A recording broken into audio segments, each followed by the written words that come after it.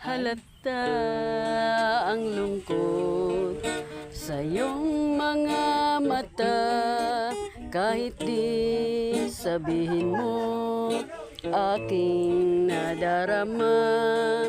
Ang paglayo niya'y huwag mong ipagdamdam, mabuting at nalaman siya'y salawahan.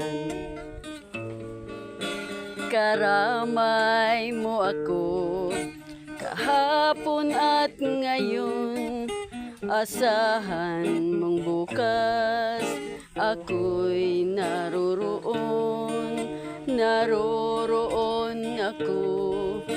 Habang ako'y buhay,